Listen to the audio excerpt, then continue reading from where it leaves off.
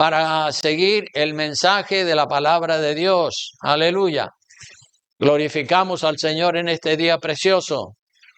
Abra su Biblia y tenga la lista porque vamos a leer, vamos a hacer un pequeño tour por la Biblia para ver todo lo que la palabra de Dios nos dice acerca de la bondad y la seguridad.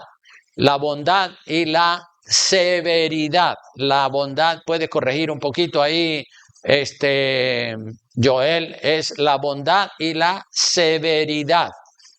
Se equivocaron y pusieron la seguridad, pero es la bondad y la severidad de Dios.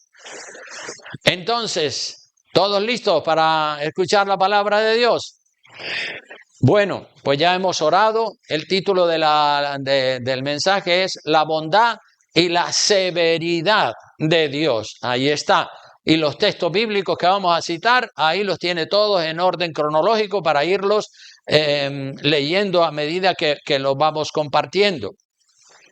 Entonces, sobre este tema de la bondad y la severidad de Dios, porque hay personas que dicen Dios es amor y Dios es amor, y no salen de esa letanía, siempre están con Dios es amor, y detrás de eso muchas veces subyace el pecado, ¿verdad? Y claro, como Dios es amor, pues Dios va a pasar todo por alto, como si Dios no tuviera severidad. Dios tiene severidad también. Dios es amor, pero también Dios tiene un aspecto que es severo, que es rígido y estricto. Y eso es lo que vamos a mirar en este día. Porque no podemos mutilar el evangelio diciendo, Dios tiene amor, y severidad. Dios no tiene severidad para nada, no. Vamos a ver lo que dice Romanos capítulo 11, versículos 13 en adelante. ¿Lo han encontrado todos? Amén. Dice, porque a vosotros hablo, gentiles, por cuanto soy apóstol a los gentiles, honro mi ministerio, dice el apóstol Pablo.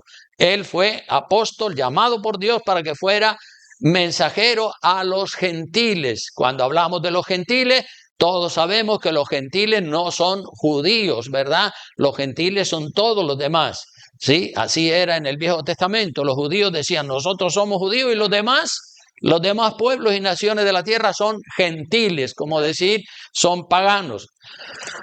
Dice el verso 14, dice, por si en alguna manera pueda provocar a celos a los de mi sangre, es decir, a los judíos, y hacer salvos a algunos de ellos. Porque si su exclusión es la reconciliación del mundo, ¿qué será su admisión? Sino vida entre los muertos. Si las primicias son santas, también lo es la masa restante. Y si la raíz es santa, también lo son las ramas. Pues si algunas de las ramas fueron desgajadas y tú, siendo olivo silvestre, has sido injertado en lugar de ellas, y ha sido hecho participante de la raíz y de la rica savia del olivo, no te jactes contra las ramas. Y si te jactas, sabe que no sustentas tú a la raíz, sino la raíz a ti. Pues las ramas, dirás, fueron desgajadas para que yo fuese injertado. Bien, por su incredulidad fueron desgajadas, pero tú por la fe estás en pie. No te ensoberbezcas, sino teme, porque si Dios no perdonó a las ramas naturales, a ti tampoco te perdonará. Mira pues, vamos a leer todos este versículo 22, mira pues la bondad y la severidad de Dios. La severidad ciertamente para con los que cayeron, pero la bondad para contigo, si permaneces en esa bondad, pues de otra manera tú también serás cortado, sí Señor. La bondad y la severidad de Dios. Este libro de Romanos lo hemos estado estudiando durante algunos meses en las vigilias de los varones por la noche. Y precisamente hace un par de semanas tocamos este tema. acerca de la bondad y la severidad de Dios. Y estudiando nosotros el verso donde he sacado el título de la lección es el verso 22. Mira pues la bondad y la severidad de Dios. Ahí está el título del mensaje. Y estudiando ese texto, el verso 22 del capítulo 11, estudiando el contexto donde se encuentra ese texto, el apóstol Pablo advierte a los gentiles que han creído en Jesucristo, los cuales somos nosotros, ¿verdad? Hemos creído en Jesucristo por la fe, y se nos advierte que tengamos mucho cuidado de no volvernos incrédulos, de no volvernos orgullosos como lo hicieron los judíos, porque los judíos en la época de Jesucristo se volvieron orgullosos y arrogantes, incrédulos. Y si nosotros hacemos lo mismo que ellos, dice, seremos cortados como lo fue una gran parte del pueblo de Israel, que fueron cortados, desgajados del olivo. Así que una parte del pueblo judío cayeron y perdieron la salvación porque se volvieron orgullosos, se volvieron autosuficientes, se volvieron arrogantes, incrédulos, confiados. Ay, que como éramos hijos de Abraham, somos descendientes de Abraham, pues entonces vamos a ser salvos sí o sí. No nos vamos a perder de ninguna manera. Podemos hacer lo que nos da la gana, que ya tenemos la salvación, la tenemos asegurada porque somos descendientes de Abraham y Abraham era el amigo de Dios. Pero saben, hermano, eso se llama soberbia, orgullo, falta de humildad, falta de fe, falta de obediencia, eso se llama incredulidad. La caída de una gran parte del pueblo judío se convirtió en una oportunidad de salvación para el pueblo gentil que somos nosotros. Ellos fueron cortados del olivo, fue una rama que fue desgajada del olivo. Los judíos fueron desgajados, cortados, y los gentiles hemos sido injertados, aceptados en el lugar de donde los judíos fueron cortados. Y ahora la salvación para los gentiles es una realidad para todos los que hemos creído en el Señor Jesucristo. Podemos tener la seguridad de que somos salvos porque tenemos la fe de Abraham. Pero mucho cuidado, no vaya a ser que perdamos esa gran salvación tan grande. La salvación es algo grande, impresionante, hermano. Vean conmigo lo que dice Hebreos capítulo 2, versículo 3.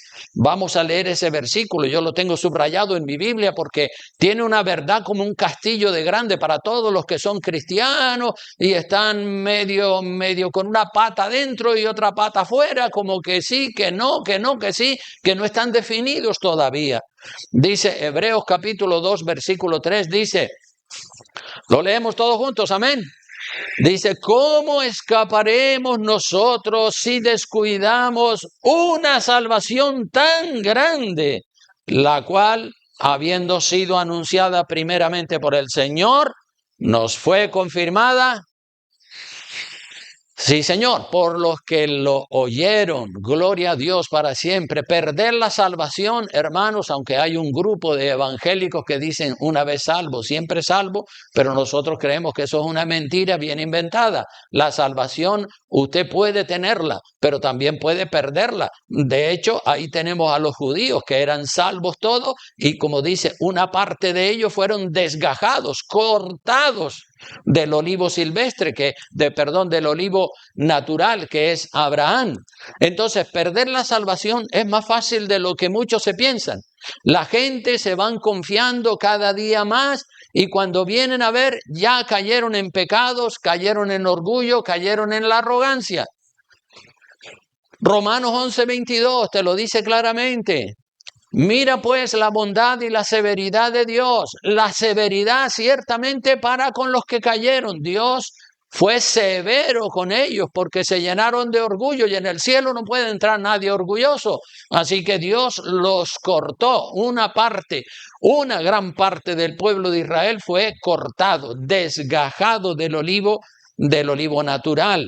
Entonces, Lo digo porque siempre hemos visto muchos de estos cristianos que van, Dios es amor y Dios es amor, van con esa letanía por todos los sitios. Es verdad que Dios es amor, no estoy diciendo que Dios no sea amor, pero Dios también es severo, ahí lo vemos nosotros y en muchos otros pasajes de la Biblia. Dios es amor y Dios sí perdona siempre. No pasa nada, sí pasa, porque si la persona peca y sigue pensando que da lo mismo una cosa que la otra, pues al final esa persona termina traspasando la línea roja de Dios y Dios lo desecha definitivamente. Así que mira pues la bondad y el amor de Dios, la severidad, es decir, el juicio, el castigo de Dios. Los judíos rechazaron a Jesucristo. Los judíos que rechazaron a Jesucristo fueron una gran mayoría y todavía no han creído en Jesucristo. En el pueblo de Israel hay miles, millones de judíos que aún Jesucristo siendo judío no creen en él.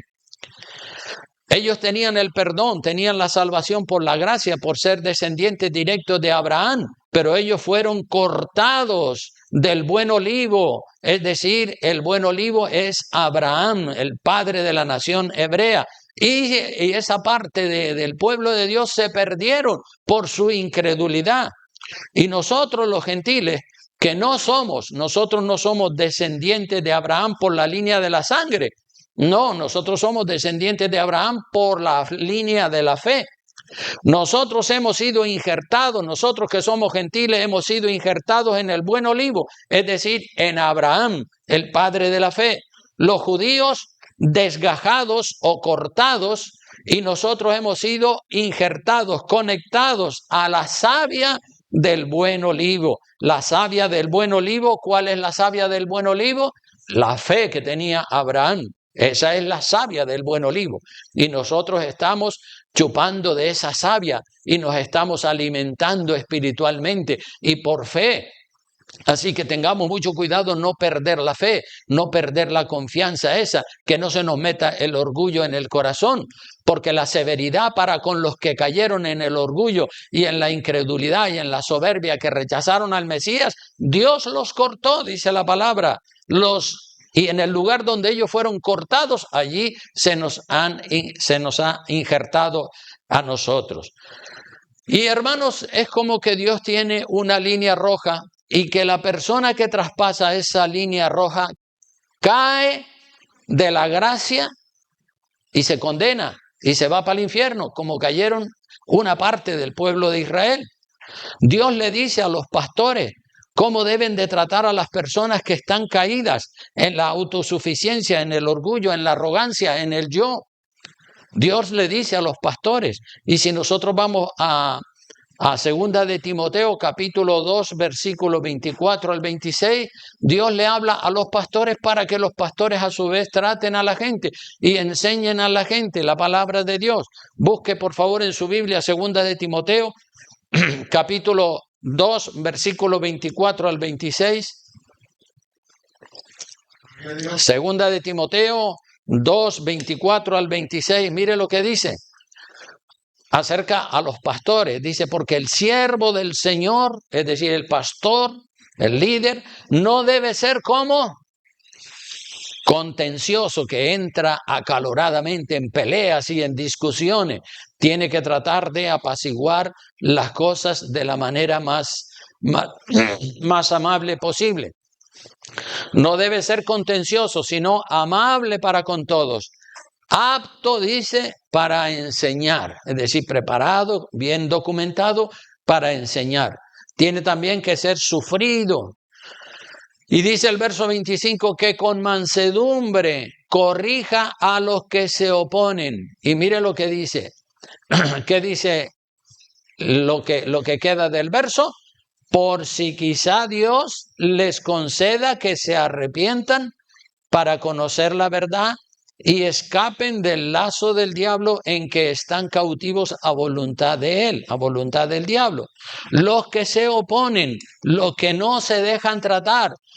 Yo como pastor he tenido que tratar a muchas personas, pero me he encontrado con personas intratables, no se dejan corregir, no se dejan encaminar, se rebelan en contra de lo que dice Dios, de lo que dice la palabra de Dios. Y el Señor nos dice ahí, en ese pasaje, le dice a los pastores: pastor, corrígelos con mansedumbre, por si quizás, no es seguro, sino por si quizás Dios les conceda que se arrepientan. Porque Dios es el que conoce los corazones. Dios sabe el nivel de orgullo que una persona puede tener. A todos Dios no les concede que se arrepientan, porque ya han traspasado la línea roja. Ya el orgullo es tan grande como el orgullo de Faraón. Ya no hay marcha atrás, se van directos para el infierno, porque han sido tratados una y otra y otra y otra vez y no hay manera. Entonces a esas personas dice, por eso es que dice segunda de Timoteo, por si quizás, no es seguro, ese quizás no es seguro total, es decir, es una oportunidad que el único que sabe quién puede todavía, a quien Dios todavía puede darle la oportunidad de que se arrepienta, Dios es el único que lo sabe. Los pastores no sabemos si la persona ya traspasó la línea roja y ya no tiene oportunidad de arrepentimiento, o si todavía está dentro del límite y sí tiene oportunidad de arrepentimiento. El que lo sabe es Dios. Por eso Dios le dice a los pastores: trata con amor y con amabilidad una y otra y 40 veces. A ver, quizá Dios le concede a esa persona que se arrepienta. Si el orgullo no es muy grande, probablemente Dios le puede conceder que se arrepienta, porque el que concede perdón y arrepentimiento es Dios. Y Dios sabe el estado de cada persona. El pastor no lo sabe. Dios sabe cuando una persona es orgulloso y no baja cabeza ni a tiros. Dios lo sabe. El pastor no lo sabe. Y muchas veces Dios ya no le concede oportunidad de arrepentimiento a determinadas personas que son súper orgullosos. A otros que el orgullo lo tienen más pequeño, pues sí, probablemente Dios le da oportunidad que se arrepientan. Solo Dios conoce el nivel de ceguera espiritual, el nivel de orgullo que la persona tiene en su corazón. Por eso los pastores, como no sabemos, el único que sabe es Dios. Nosotros oramos por todas las personas, decimos: Señor, mira, ahí está ya le he tratado su problema 1, 2, 3, 4 veces, yo no sé si todavía tiene oportunidad para el arrepentimiento o si ya traspasó la línea roja y no hay oportunidad para que se arrepienta, solo Dios lo sabe. Entonces el futuro de cada persona está en las manos de Dios y en las manos de cada persona. Amén. Por eso dice a los pastores que a las personas que resisten el mensaje de la palabra se les corrija con mansedumbre. A algunos que tienen algo de orgullo hay la posibilidad de arrepentimiento para salvación, pero a otros que tienen un orgullo grande como el de Faraón, ya no les da Dios la oportunidad de arrepentirse para que escapen del lazo del diablo en el que están presos. Faraón no se arrepintió. Faraón ya de por naturaleza era orgulloso y Dios dice: sí, eres orgulloso, pues toma más orgullo para que la gloria de Dios se manifieste. ¿Y dónde terminó Faraón? En el fondo del mar, junto con todo su ejército. El Espíritu Santo, hermanos, convence, dice la palabra de Dios. Vamos ahora a Juan capítulo 16, versículos 7 al 9. El Espíritu de Dios convence. El Espíritu de Dios convence a las personas cuando están en pecado, pero eso no significa que la persona a lo mejor se tiene que arrepentir. A lo mejor está convencido, pero no está arrepentido. Son dos cosas diferentes. Hay muchas personas que están convencidas y no están arrepentidas. Mi pastor, Luis del Río, que en paz descanse, está allá en el reino de los cielos, siempre me decía, porque yo tenía muchas inquietudes cuando me convertí a Cristo, y yo le preguntaba al pastor: y fulanito, y el hermanito tal, y este otro, y aquella, y este y el otro, y el pastor me decía: mira, Santiago, ese está convencido. No está arrepentido, no está convertido, está convencido. Cuando tú hablas con él, dice, sí, sí, Dios, oh, sí, claro, aleluya, gloria a Dios.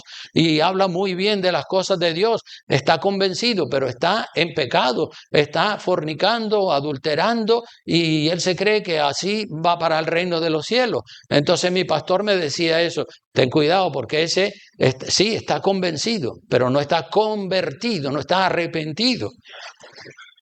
Juan capítulo 16, el Espíritu Santo, en el verso 7 al 9, dice que Dios convence de pecado, el Espíritu Santo convence. Dice así, verso 7 al 9, dice, pero yo os digo la verdad. Jesucristo nunca dice mentira, Él siempre dice la verdad. ¿Cuántos dicen amén? Dice, os conviene, a los discípulos, os conviene que yo me vaya, porque si no me fuera, ¿qué pasaría si Jesucristo no se va? Exactamente, el Consolador no vendría, es decir, el Espíritu Santo no vendría. Mas si me fuere, os lo enviaré. Y de hecho lo hizo, ¿verdad? Lo envió. Y cuando Él venga, que ya vino hace 2000 años atrás, ¿qué es lo que dice que hará? Convencerá. Convencer no quiere decir que la persona se arrepiente. Puede estar convencido de que el camino que lleva es un camino malo, es un camino equivocado. Está convencido, pero no está arrepentido. Dice, cuando Él venga, convencerá al mundo de pecado, de justicia y de juicio. De pecado por cuanto no creen en mí, dice el verso 9. Entonces nosotros, hermanos, ustedes y yo, no vemos el Espíritu Santo trabajando. No lo vemos. Pero eso quiere decir que no está trabajando. No, el Espíritu Santo sí que está trabajando. El Espíritu Santo está trabajando y está convenciendo a muchas personas. El Espíritu Santo trabaja mucho en los cristianos activos, en los cristianos pasivos, en los descarriados, en los inconversos. El Espíritu Santo trabaja en todos los seres humanos y convence de pecado. Pero después está la parte de la persona. El Espíritu Santo puede haber convencido a un grupo de personas, pero esas personas tienen que decir, bueno, sí, Señor, ya estoy convencido, ahora me rindo, como el himno que nosotros cantábamos. Yo me rindo a Él, me rindo de corazón, estoy convencido, no tengo ningún argumento para defenderme, estoy convencido de que la palabra de Dios es verdadera y lo que Dios dice es puro y santo, y entonces me rindo, me entrego. Pues el Espíritu Santo trabaja mucho con todo el mundo, tanto cristianos como inconversos. En todos el Espíritu Santo les convence de pecado y unos, al ser convencidos, bajan la cabeza y se entregan al Señor de corazón y se arrepienten y se convierten. Otros son convencidos de pecado, pero siguen resistiendo al Espíritu Santo, porque resistir al Espíritu Santo es posible. Hay creyentes que resisten al Espíritu Santo. El Espíritu Santo les dice, por ahí no es el camino, es por aquí. Y ellos dicen, no, yo pienso que por aquí también se llega al cielo. No, yo creo que... No es lo que tú crees, es lo que dice Dios en su palabra. Hay personas que resisten. Vemos un caso, por ejemplo, uno de tantos casos de personas que resistieron al Espíritu Santo. El Espíritu Santo los convencía, pero ellos resistieron al Espíritu Santo. Esto lo tenemos en el libro de Hechos, capítulo 7, versículo 51. Ahí relata la Escritura cuando los judíos van a apedrear a Esteban. Lo van a matar a pedradas. ¿Por qué lo van a matar? El Espíritu Santo les ha hablado a ellos, pero ellos resisten. Los que van a apedrear a Esteban resisten al Espíritu Santo. Y Esteban se da cuenta porque Esteban era un mártir muy sensible a la voz de Dios.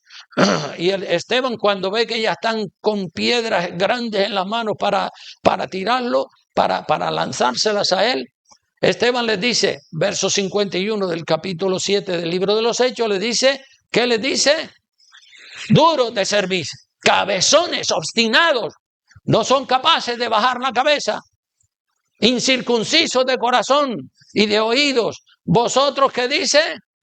resistí siempre al Espíritu Santo. El Espíritu Santo los convencía, pero ellos resistían al Espíritu Santo. Y dice, como vuestros padres, así son ustedes también, igualito que los padres de ustedes. Cabezones que resisten. Y cuando resisten una y otra y 1000 veces, a lo mejor ya traspasaron la línea roja de Dios y Dios no les concede el arrepentimiento. Porque Dios es el que sabe cuando una persona ya ha traspasado la línea roja. Es verdad que la Biblia no habla de líneas rojas, pero podemos entender que Dios sabe cuando una persona ya entró en un estado de pecado, como en el caso de Judas Iscariote. Hoy en día resistir al Espíritu Santo no es apedrear al predicador, aunque también en parte lo puede ser, ¿verdad? Espiritualmente. Hoy en día resistir al Espíritu Santo es no querer entrar por la senda antigua, por el camino angosto. Y a la gente le falta fe, le falta voluntad, le falta carácter cristiano, determinación para tomar buenas decisiones. Muchas personas que han sido convencidas por el Espíritu Santo después de haber oído la palabra de Dios, tienen una lucha en su interior. Yo he visto ese tipo de personas que tienen una lucha. El Espíritu Santo los convence y dicen, uy, sí, es verdad.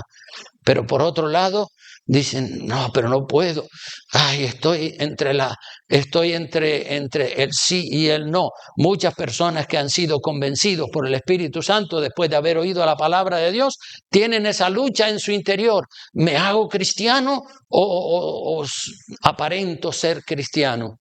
Y titubean y le dan vuelta y siguen ahí indecisos, esperando qué hago, y aplazan su conversión. Me entrego, me hago cristiano o no me hago cristiano. Se debaten entre una cosa y la otra y algunos optan por decir, bueno, voy a aparentar que soy cristiano. Pero Dios sabe quién está aparentando que es cristiano y quién es cristiano genuino y auténtico. Amén. Por un lado les gustaría ser cristianos, pero por otro lado no quieren compromiso. No quieren compromiso con Dios, no quieren compromiso con la iglesia. No quieren apuntarse a servir a Dios. Y hermanos, yo les cuento una anécdota porque mientras preparaba esta predicación, me vino a la cabeza esa anécdota. Estando yo haciendo el servicio militar, el sargento le pidió al batallón de 100 soldados que éramos, le pidió el sargento, dice, necesito, batallón, escúchenme, necesito 5 personas voluntarias, pero algunos dijeron, ¿y para qué? No se sabe. 5 voluntarios, ya el para qué ya se lo voy a decir más tarde. 5 voluntarios. Y los soldados pensaban, se quedaron allí pensando, dice, seguramente quiere 5 voluntarios para ir a estar todo el día pelando papas ahí en la cocina. Estaban así, indecisos, y como que no querían salir. Pues al final 5 de los soldados se animaron y dijeron, yo voy a ser uno de esos 5 voluntarios. Y entonces cuando los 5 que habían salido como voluntarios, el sargento de cocina dice, ustedes 5 que han salido voluntarios tienen 1 mes de permiso, váyanse a su casa a disfrutar de la vida. Y los demás se quedaron rabiando. Dice, yo quería salir, pero tenía miedo, pensaba que era para trabajar. Pues mira, eso le pasa muchas veces a algunas personas, ¿verdad? Piensan que, coger un compromiso, eso, no. No, el compromiso, ahí es donde está la bendición de Dios. Si te comprometes, Dios te bendice. Así que la bondad y la severidad de Dios, como dice Romanos 11:22, mira pues la bondad y la severidad de Dios. La severidad ciertamente para con los que cayeron, es decir, con los judíos que fueron cortados del olivo. Pero la bondad para contigo, si permaneces, ahí hay una condición, si permaneces en esa bondad, pues de otra manera, ¿qué dice? Tú también serás cortado. Entonces Dios es bondadoso con unos y severo con otros. Dios es severo con los que resisten una y otra vez la voz de Dios. Dios es bondadoso con los que son obedientes y nos pone una condición: si permaneces en esa bondad, si permaneces en esa fidelidad, en ese deseo de servir al Señor. No es como algunas personas se piensan, no es, bueno, yo acepto a Cristo, me bautizo y luego sigo mi vida de pecado y bueno, pues ya voy para el cielo, ¿verdad? No, no es así, no es, porque ya me bauticé, ya tengo el reino de los cielos ganado. No, no es así. Hay que perseverar, dice la palabra. Busque Mateo 24:13, ahí te lo dice claro: el que persevere hasta el fin, este será salvo. Los demás no. No es suficiente una buena temporada como cristiano. Hay que servirle a Dios en el verano, en la primavera, en el otoño, en el invierno, todos los días de la vida. Amén. Hay que perseverar, ya lo dice la palabra. Nosotros, hermanos, vemos en Romanos 11:22 que Dios es bondadoso con unos y con otros. Dios es severo, duro, estricto. También en Hebreos capítulo 12, versículo 28 al 29, allí se nos habla también de esa parte de severidad de Dios. Dice Hebreos 12, 28 al 29, búsquelo por favor. 12, 28 al 29 dice: así que, recibiendo nosotros un reino inconmovible, tengamos, ¿qué cosa? Siempre hay que ser agradecido con Dios, darle gracias por todo, hasta por el oxígeno que respiras. Tengamos gratitud y mediante ella sirvamos a Dios, agradándole, ¿con qué dice? Con temor, con respeto, con reverencia, porque nuestro Dios, ¿qué es lo que dice que es? Fuego consumidor. Dios es severo también. El carácter de Dios no es solo amor, amor, amor, amor. La Biblia dice que el carácter de Dios sí es amor, pero que también es un Dios severo, como dice Romanos 11:22, y que también ahí en Hebreos 12:29 dice que Dios es fuego consumidor. Y la pregunta que nos tenemos que hacer es: ¿cómo será Dios con cada uno de nosotros en el día del juicio? Esa es la pregunta que nosotros tenemos que hacernos. ¿Cómo será Dios con cada uno? Cada cual tiene que decir: ¿cómo será Dios conmigo en el día del juicio? Con unos el Señor va a ser bondadoso y con otros el Señor va a ser como severo. No es que hay un Dios bondadoso y otro Dios severo, porque si fuera así, todos harían cola delante del Dios bondadoso para ser juzgados con bondad, y delante del Dios severo no habría nadie para ser juzgado. Pero hay un solo Dios, hermanos. Hay un solo Dios que es bondadoso con unos y severo con otros. La bondad y la bondad o la severidad de Dios se les aplicará a cada persona en el día del juicio, dependiendo de la actitud y del comportamiento que la persona haya tenido aquí en la tierra después de haber oído la palabra de Dios. Se le aplicará la bondad o se le aplicará la severidad de Dios. Si una persona oye la palabra de Dios y no la obedece, pues esa persona será tratada con la severidad de Dios, porque resiste la palabra. Vamos a ver Lucas para ir avanzando, ya falta menos para concluir. Lucas capítulo 6, versículo 46 al 49. Lucas 6, 46 al 49, dice la Escritura. ¿Todos listos? Lean su Biblia, por favor. Dice: ¿por qué me llamáis Señor, Señor, y no hacéis lo que yo digo? Todo aquel que viene a mí y oye mis palabras y las hace. Aquí hay una diferencia entre el que las hace y el que no las hace.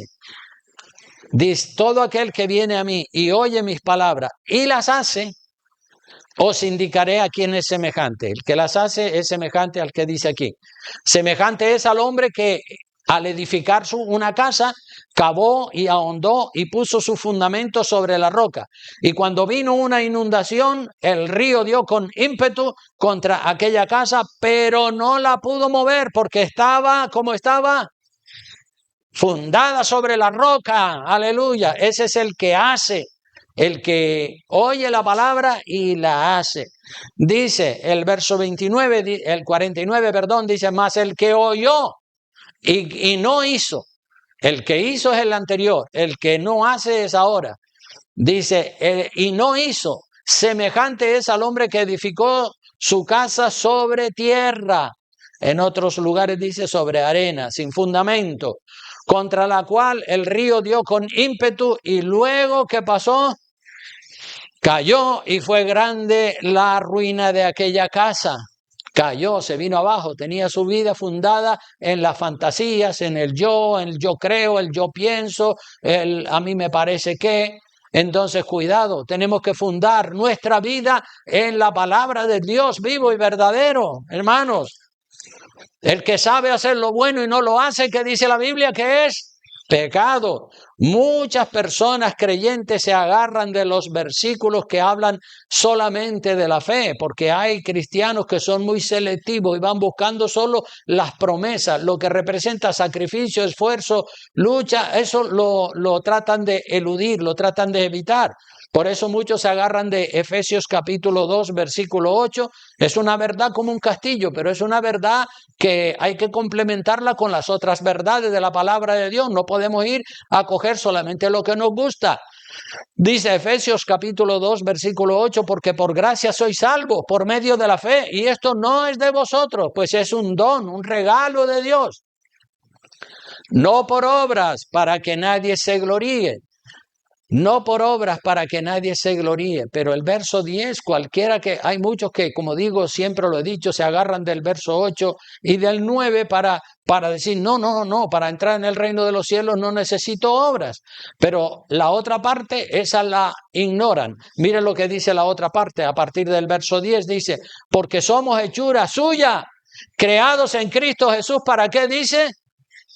Para buenas obras, para que hagamos buenas obras, las cuales Dios preparó de antemano para que anduviésemos en ellas, para que las pusiésemos en práctica.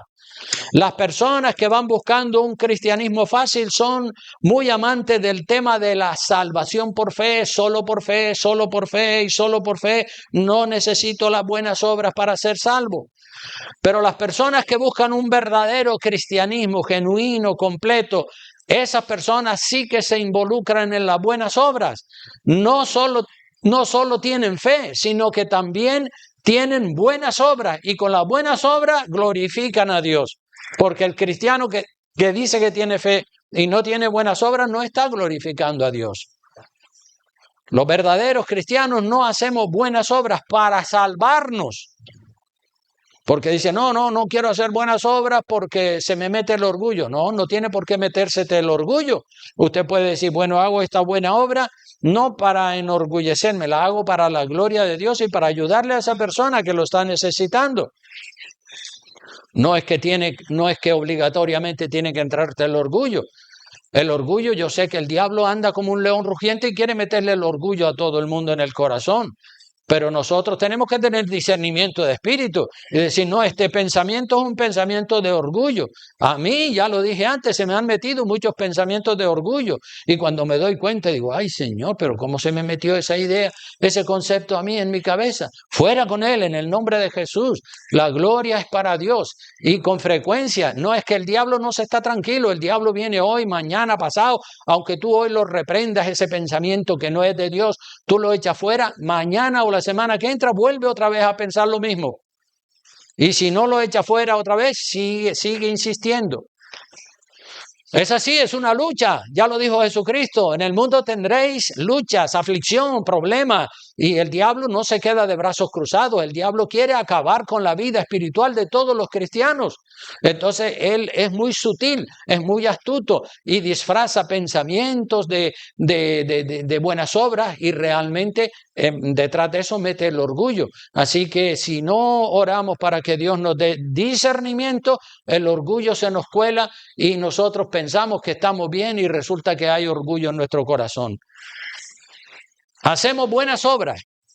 Los verdaderos cristianos hacemos buenas obras, pero no para salvarnos por esas buenas obras. Ya nos hemos salvado por la obra que Cristo hizo. pero hacemos buenas obras para glorificar a Dios con nuestras buenas obras. Hacemos buenas obras porque ya somos salvos por la obra de Cristo. Hacemos buenas obras en humildad para que la gloria sea para Dios. Vamos a ver lo que dice Mateo 5:16. Vamos a leerlo también todos juntos porque tiene que ser así, ¿verdad? Dice Mateo 5:16, todos juntos dice, así alumbre vuestra luz delante de los hombres. ¿Para qué? Para que vean nuestras buenas obras. Y cuando ven nuestras buenas obras, ¿qué hacen? Glorifican a Dios, glorifican a vuestro Padre que está en los cielos. Así que hacemos buenas obras porque sabemos que la fe sin obras es muerta. Lo dice la Biblia en Santiago. Ya voy concluyendo, pero vamos a Santiago, capítulo 2, versículo 14 en adelante. Con este pasaje de la Escritura ya termino el mensaje acerca de la bondad y la severidad de Dios. Santiago 2, 14 en adelante dice, hermanos míos, ¿de qué aprovechará si alguno dice que tiene fe y no tiene obras?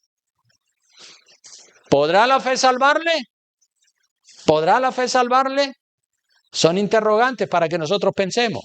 El verso 15 dice, y si un hermano o una hermana están desnudos y tienen necesidad de mantenimiento de cada día, y alguno de vosotros les dice, id en paz, calentaos y saciaos, pero no les dais las cosas que son necesarias para el cuerpo, ¿de qué aprovecha? ¿Sirve para algo eso?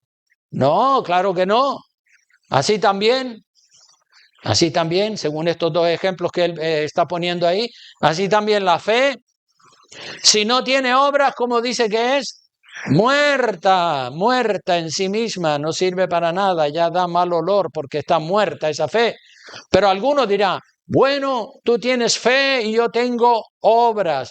Muéstrame tu fe sin tus obras y yo te mostraré mi fe por mis obras. Mis obras demuestran que mi fe es genuina. Mis buenas obras demuestran que mi fe es genuina. No es una fe muerta, es una fe activa.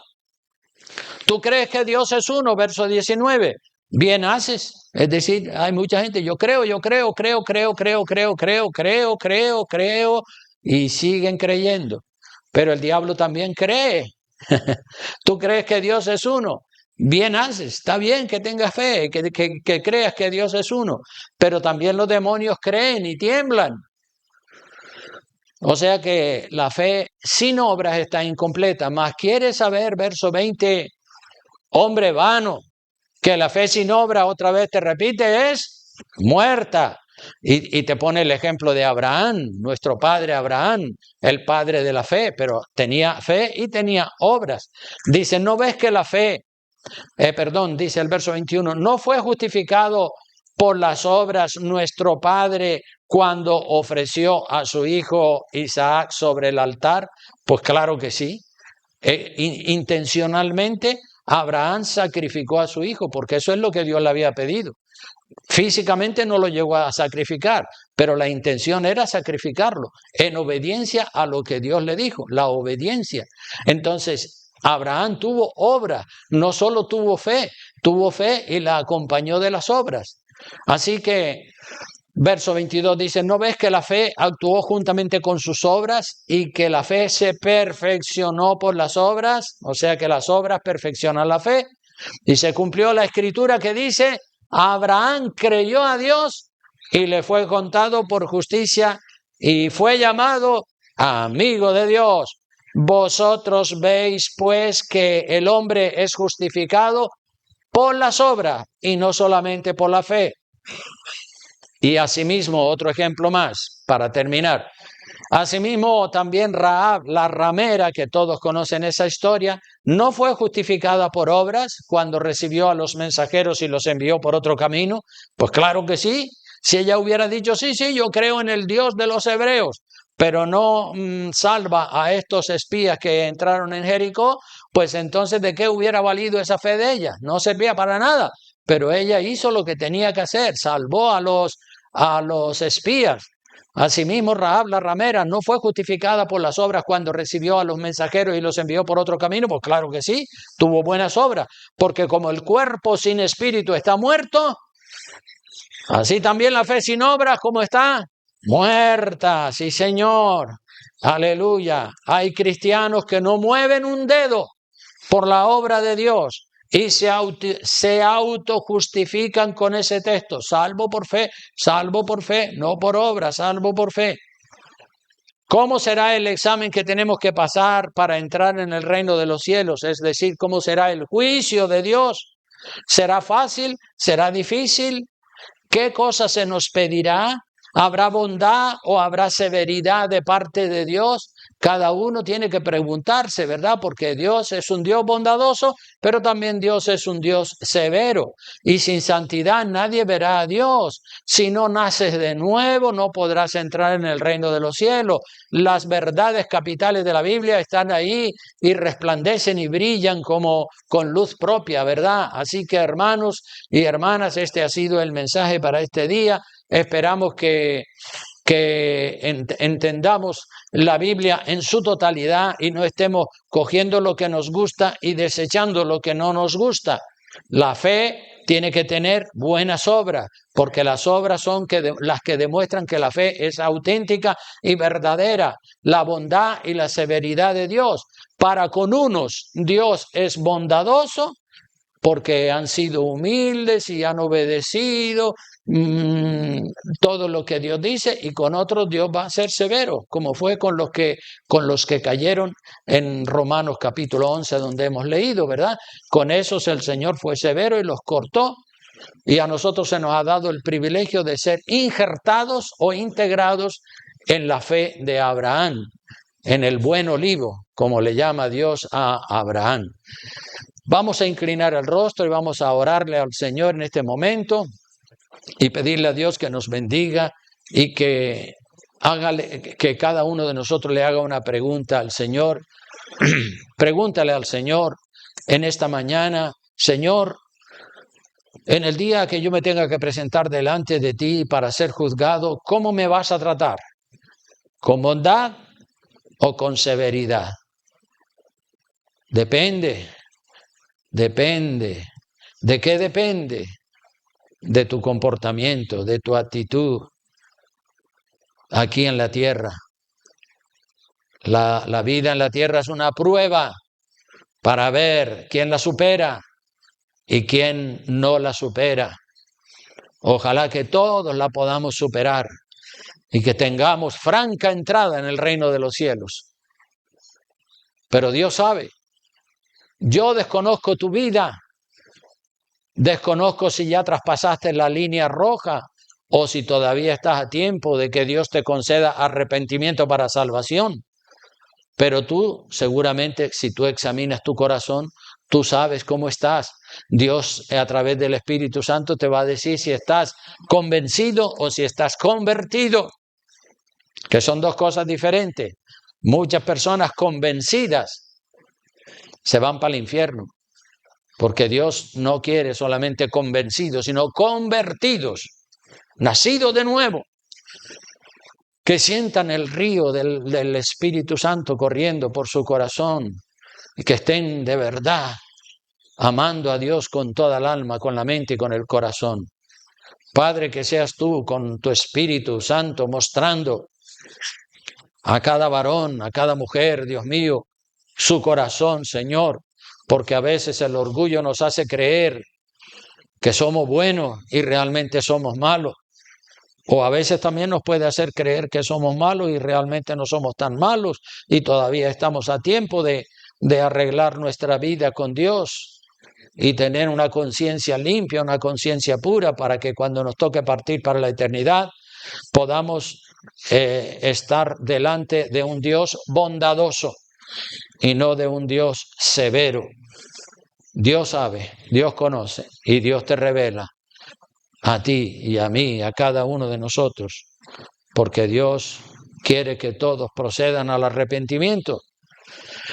Padre bueno, Dios Todopoderoso, te damos gracias en este día. Ha sido un privilegio tremendo estar aquí compartiendo de la palabra de Dios con mis hermanos, con las visitas y con todas las personas. Dios mío, este mensaje de la bondad y la severidad de Dios. Señor, es un mensaje completo, Dios mío, porque no solo hablamos de un Dios de amor, sino también de un Dios severo, como lo fue. Así lo es y así lo será, como lo fue en el caso del pueblo de Israel, así lo fue y así lo es y así lo será en el futuro cuando tenga que juzgar a cada uno de nosotros, Señor.